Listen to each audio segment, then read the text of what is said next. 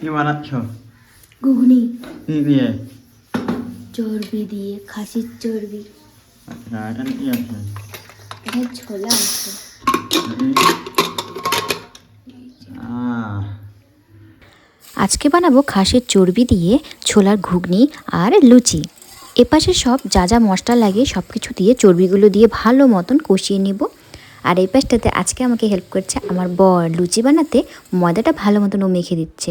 আর এপাশে ময়দা মাখার পর আমি এপাশে কিছুক্ষণ রেস্টে রেখে দিয়েছিলাম। এপাশে আমার ঘুগনিটাও রেডি হয়ে গেছে আর এদিকে গোল গোল লেচি কেটে নিয়েছি। আর এপাশে বানিয়ে নেব গরম গরম ফুলকো লুচি। তো দেখতে পাচ্ছ কি সুন্দর ফুলে উঠেছে। আগে আমি ময়দা দিয়ে লুচি বানাতে একদম ভালো পারতাম না, মানে ফুলতেই পারতাম না, কিন্তু এখন আমি বেশ ভালো পারি। এই যে হয়ে গেছে গরম গরম লুচি, দেখতেই পাচ্ছ এপাশে সব লুচিগুলো বেশ ফুলেছে আর এপাশে আমার চর্বি দিয়ে ঘুগনিটাও রেডি হয়ে গেছে। এবার পরিবেশন করে নেব। এই প্রথম আমি চর্বি দিয়ে এই ছোলার ঘুগনিটা বানালাম, জানি না খেতে কেমন হবে, দেখে তো বেশ ভালোই লাগছে। আমার বর এবার খেয়ে বলবে কেমন হয়েছে। সকাল সকাল এরকম হেভি খাবারটা আমাদের ঠিক সবসময় হয় না, কিন্তু মাঝে মধ্যে এরকম খাবারটা খেতে পারলে বেশ ভালোই লাগে। অনেক দিন ধরে ইচ্ছে করছিল, আজ বানিয়ে ফেললাম। কিন্তু দেখি খেতে কেমন লাগছে। ও তো খেয়ে বললো বেশ ভালোই হয়েছে।